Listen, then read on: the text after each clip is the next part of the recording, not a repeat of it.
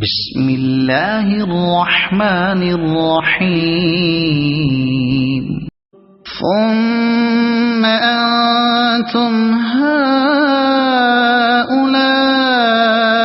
تقتلون أنفسكم وتخرجون فريقا منكم من ديارهم تظاهرون عليهم بالإثم والعدوان وَإِن يَأْتُوكُمْ أُسَارَىٰ تُفَادُوهُمْ وَهُوَ مُحَرَّمٌ عَلَيْكُمْ إِخْرَاجُهُمْ أَفَتُؤْمِنُونَ بِبَعْضِ الْكِتَابِ وَتَكْفُرُونَ بِبَعْضٍ فَمَا جَزَاءُ مَن يَفْعَلُ ذَلِكَ مِنكُمْ إِلَّا خِزْيٌ فِي الْحَيَاةِ الدُّنْيَا وَيَوْمَ الْقِيَامَةِ يُرَدُّونَ إِلَىٰ أَشَدِّ الْعَذَابِ وَمَا اللَّهُ بِغَافِلٍ عَمَّا تَعْمَلُونَ.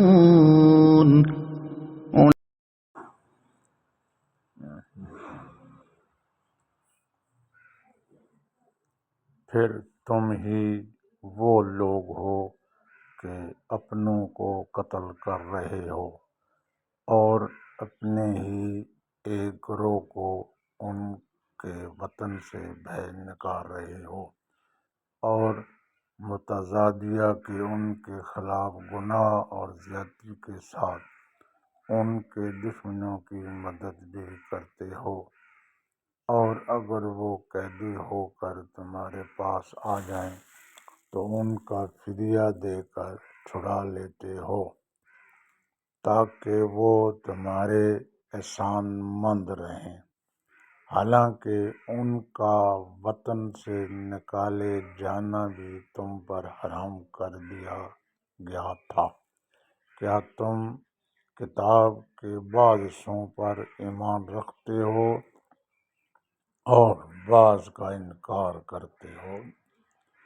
پس تم میں سے جو شخص ایسا کرے اس کی کیا سزا ہو سکتی ہے سوائے اس کے کہ دنیا کی زندگی میں ذلت اور رسوائی ہو، اور قیامت کے دن بھی ایسے لوگ سخت ترین عذاب کی طرف لٹائے جائیں گے، اور اللہ تمہارے کاموں سے بے خبر نہیں.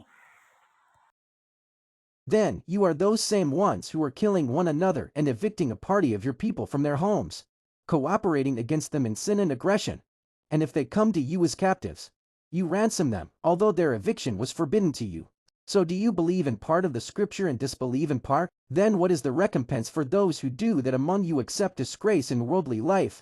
And on the day of resurrection they will be sent back to the severest of punishment. And Allah is not unaware of what you do.